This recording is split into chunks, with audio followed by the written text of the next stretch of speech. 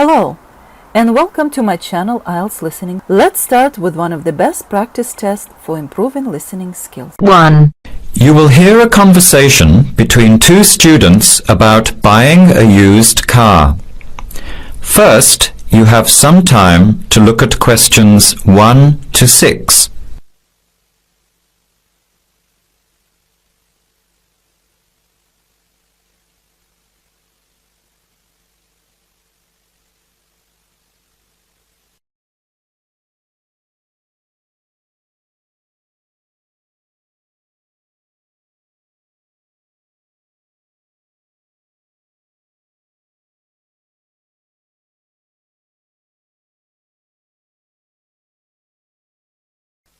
Now, let's begin.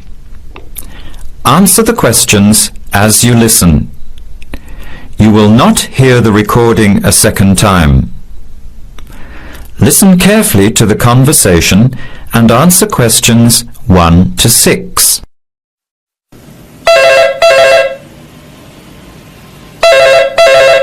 Hello. Hello. Can I speak to Eleanor, please? This is Eleanor speaking. Hi. My name is Jan. I'm calling about the car that was advertised on the notice board in the Student Union building. Is it still for sale? Yes, it is. Your ad says it's a 1985 Celica, in good condition. It's old, but it has been well looked after. My family has had the car for 10 years. I'm just the third owner and my mother had it before me, so we know its history. We've got all the receipts and records. It's had regular maintenance and the brakes were done last year. It runs really well but looks its age. Why are you selling it, by the way? Well, I'm going overseas next month to study. I'll be away for at least 2 years, so I have to sell it. Unfortunately, it's been a good car. You want $1,500, is that right? I was asking $2,000, but since I need to sell it quickly, I've reduced the price. Would you like to come and take it for a drive? I don't live far from the university. Yes, I'd like to have a look. What time would suit you? Any time this evening is fine. Well, I finish classes at 6 o'clock. How about straight after that? Say 6:30? Great, I'll give you directions. When you leave the main gate of the university, turn left on South Road and keep going until you get to the Grand Cinema.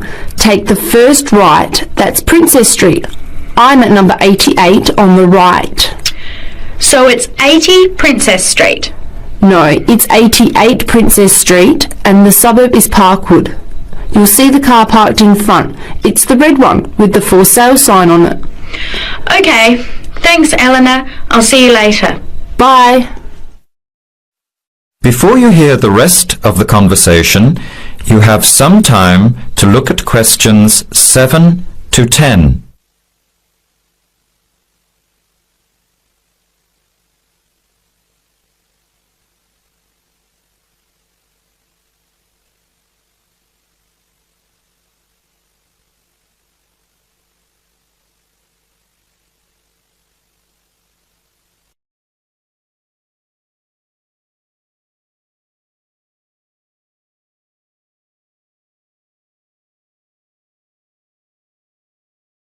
Now listen carefully and answer questions 7 to 10. Later that day, at the university, Jan meets up with her friend Sam and tells him about the car. Hi Sam, Hey Jan, what's happening? I'm glad I ran into you. I've decided I have to get a car. You're gonna buy a car? Do you really need one? I'd probably still be driving except that my car broke down last year. Instead of getting another one, I just moved closer to the university and went back to riding a bike. Better for the environment, better for my health, and I save a lot of money. Did it really cost that much? Well, when you think of registration, insurance, rising petrol costs, parking plus maintenance and repairs, it adds up. I know it's going to be expensive, but I really need my own transportation. It takes half an hour by bus each way to university as it is. But now I'm working at night in the city. There's no way I want to hang around waiting for a bus late at night, then walk 3 blocks home alone. Hey, I think you've got a point there. So what kind of car are you looking at? It's an 85 Celica, same kind as I used to have. The owner's asking $1,500. That's pretty old. How many kilometres has it done? You know, I forgot to ask. I'll have to check tonight when I go see it. Would you be able to come with me to have a look? At about 6:30? Sure, I'll come, but I don't know a lot about cars. I do know one thing though. I wouldn't buy an old car without having a mechanic look at it first. That's a good idea. But won't it cost a lot? Not really. You can get a check done through the Automobile Association for $80, and it comes with a report on the condition of the car. It can save you a lot of money in the long run. I'll keep that in mind. So we have to get to Parkwood at 6:30. Do you want to take the bus? It goes straight down South Road every 15 minutes. Or maybe we could walk. I don't think it's that far. Actually, I could borrow my roommate's motorbike for an hour or so. He's working all evening in the library. Do you think he'd mind? No way. He owes me a favour or two. Okay, great. See you at 6, outside the student centre. That is the end of part 1. You now have half a minute to check your answers.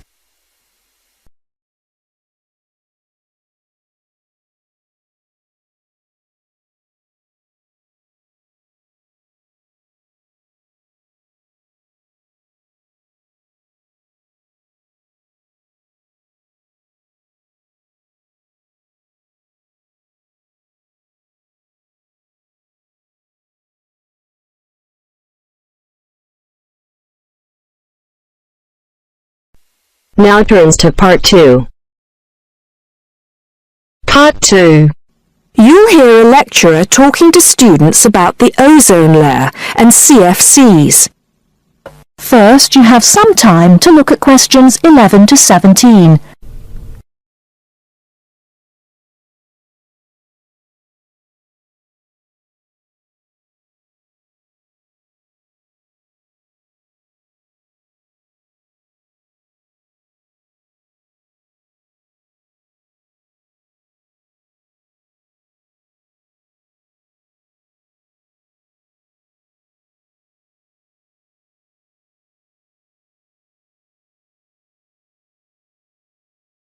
Now, listen carefully and answer questions 11 to 17.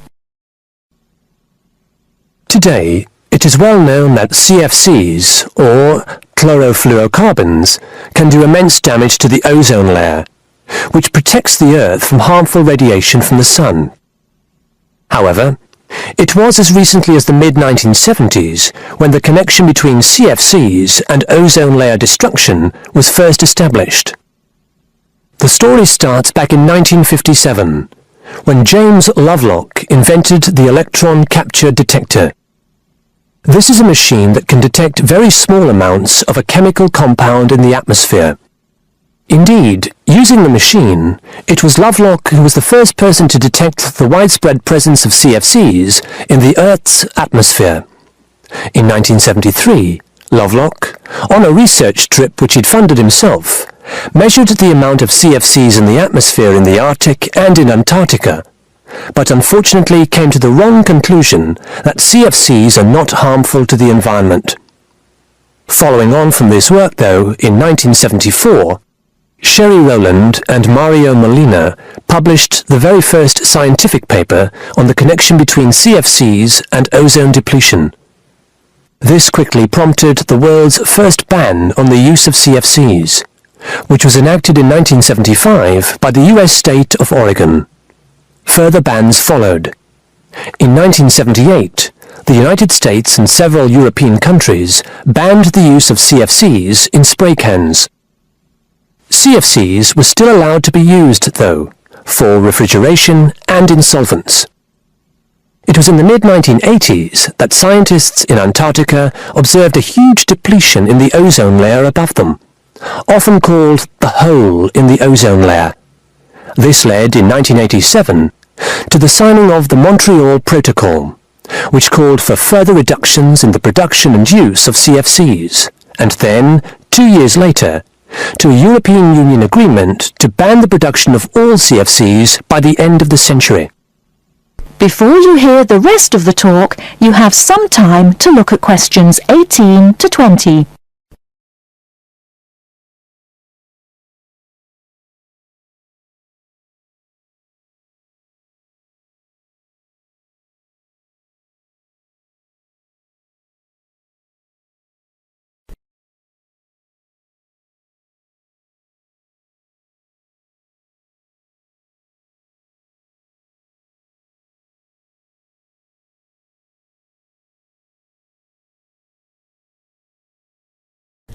Now listen and answer questions 18 to 20.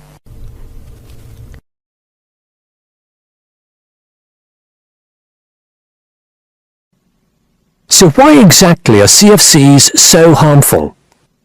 One of the reasons CFCs were so popular in the production of solvents and refrigeration coolants is that they are unreactive.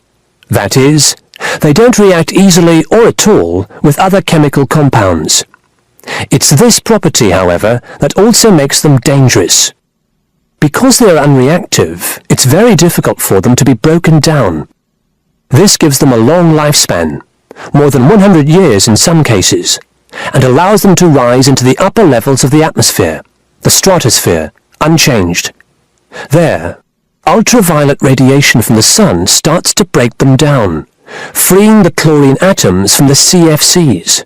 It's this chlorine that helps destroy the ozone layer. That is the end of part 2. You now have half a minute to check your answers.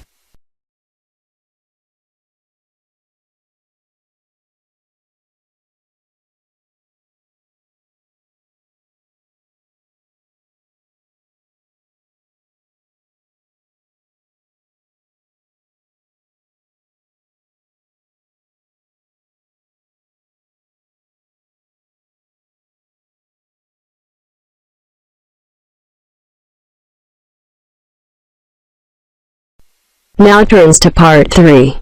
Part 3.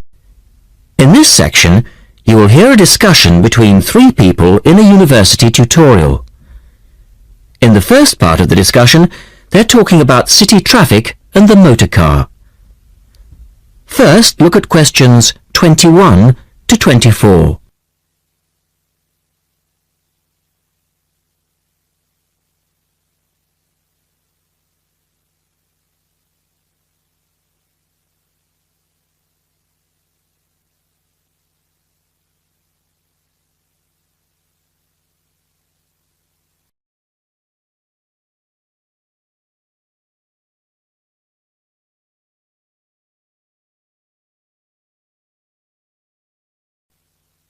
Now listen to the first part of the discussion and answer questions 21 to 24.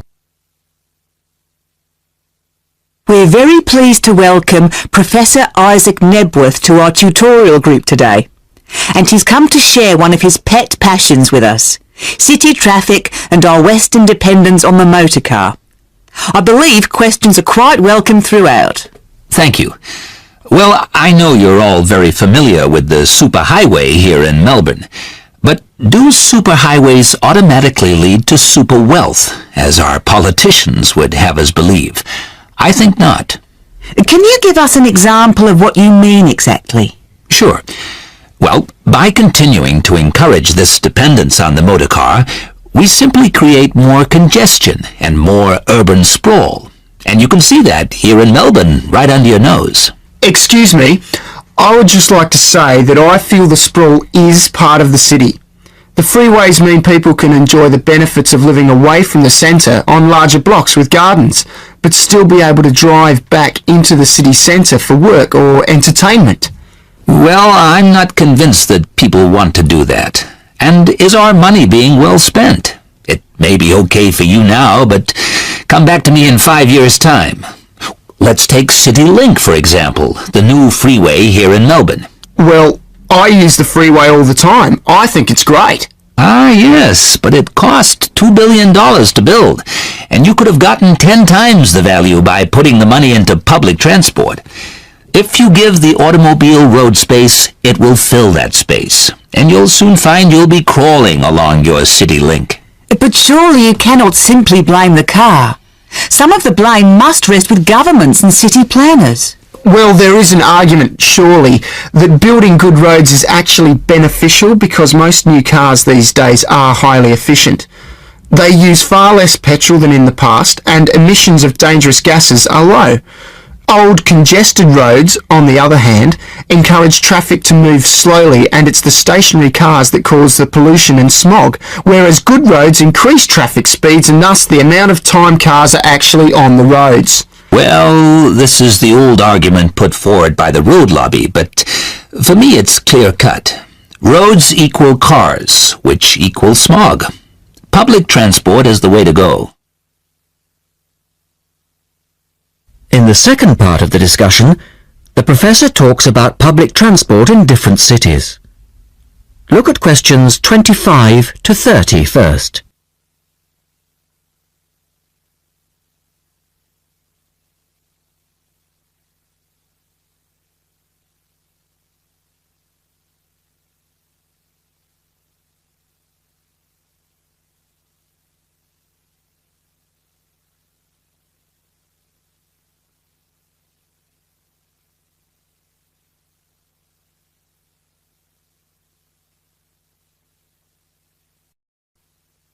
As you listen to the discussion, complete the questions about public transport.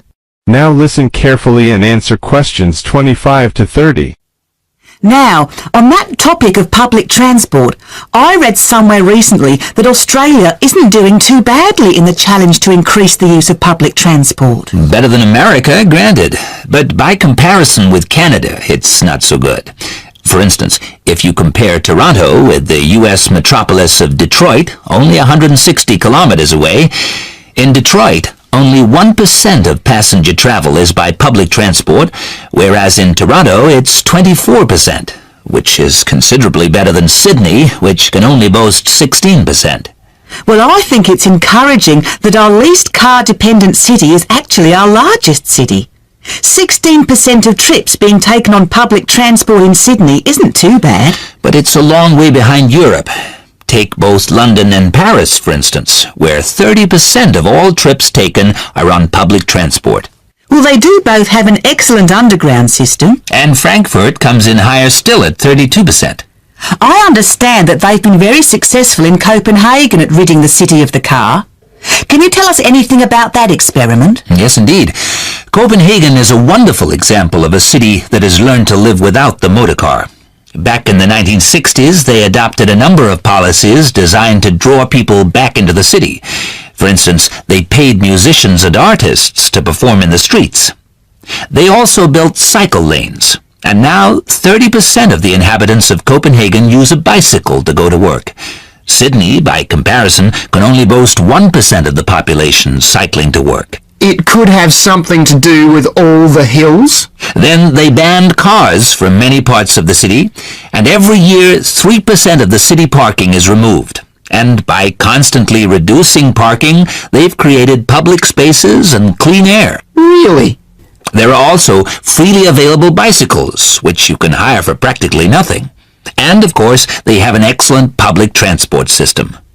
Well, that's all very well for Copenhagen, but I'd just like to say that some cities are just too large for a decent public transport system to work well, particularly in areas with low population, because if there aren't many people using the service, then they don't schedule enough buses or trains for that route. I accept that there is a vicious circle here, but people do need to support the system. And secondly, the whole process takes so long because usually you have to change. You know, from bus to train, that sort of thing.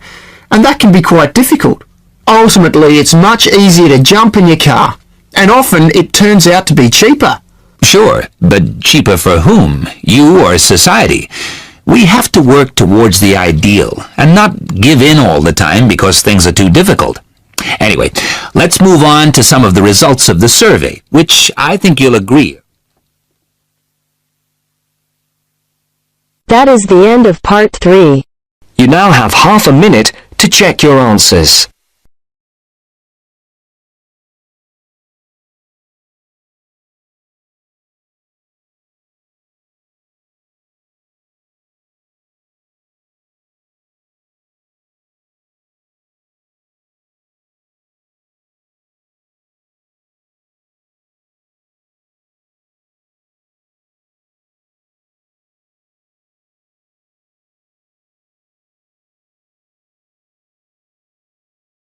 Now turns to Part 4. Part 4. You will hear a postgraduate psychology student talking to other students about a job satisfaction study he has investigated. Before you listen, you have some time to look at questions 31 to 40.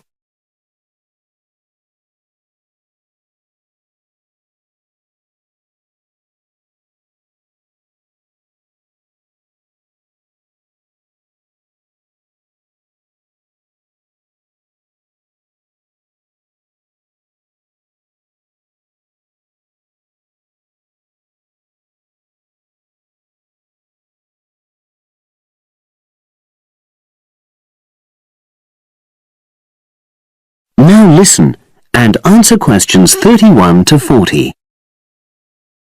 Good morning, everyone. For my presentation today, I'm going to report on an assignment that I did recently. My brief was to analyze the methods used in a small study about job satisfaction, and then to make recommendations for future studies of a similar kind. The study that I looked at had investigated the relationship between differences in gender and differences in working hours and levels of job satisfaction amongst workers. For this purpose, employees at a call center had been asked to complete a questionnaire about their work. I'll summarize the findings of that study briefly now. First of all, female full-time workers reported slightly higher levels of job satisfaction than male full-time workers. Secondly, female part-time workers reported slightly higher levels of satisfaction than female full-time ones did. On the other hand, male part-time workers experienced slightly less job satisfaction than male full-time workers. But although these results seemed interesting and capable of being explained, perhaps the most important thing to mention here is that in statistical terms, they were inconclusive. Personally, I was surprised that the findings hadn't been more definite, because I would have expected to find that men and women, as well as full and part-time workers, would experience different levels of satisfaction. So I then looked more carefully at the methodology employed by the researchers to see where there may have been problems. This is what I found. First of all, the size of the sample was probably too small. The overall total of workers who took part in the survey was 223, which sounds quite a lot, but they had to be divided up into subgroups. Also, the numbers in the different subgroups were unequal. For example, there were 154 workers in the full-time group, but only 69 in the part-time group. And amongst this part-time group, only 10 were male, compared to 59 who were female. Secondly, although quite a large number of people had been asked to take part in the survey, the response was disappointingly low. A lot of them just ignored the invitation.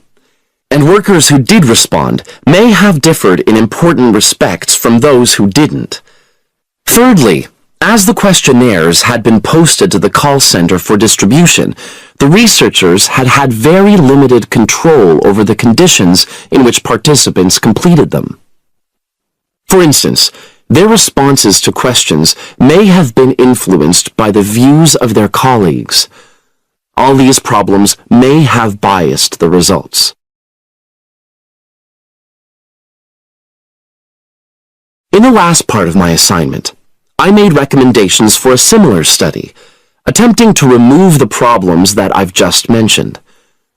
Firstly, a much larger sample should be targeted, and care should be taken to ensure that equal numbers of both genders and both full and part-time workers are surveyed.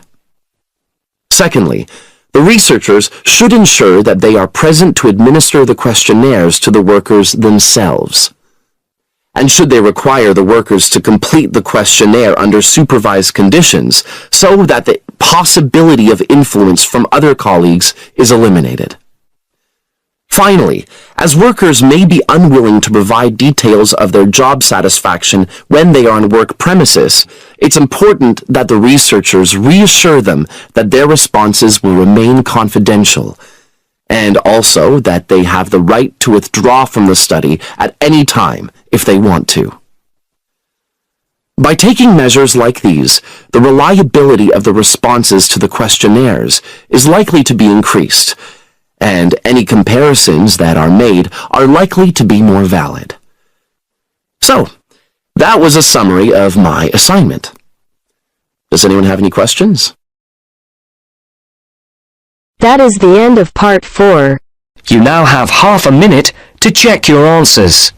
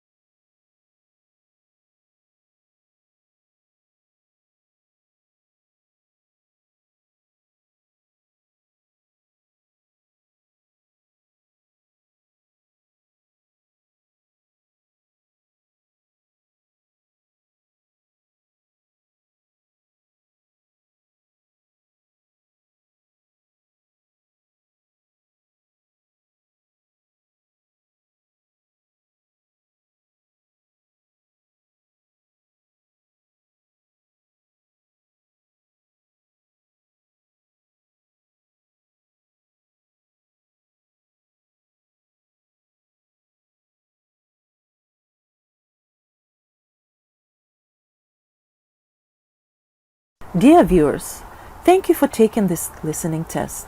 Please let me know about your score in the comments section below. Keep on practicing. It's the only way to be successful. We are planning to upload more IELTS helpful videos. Please subscribe to our channel, IELTS Listening. Thank you.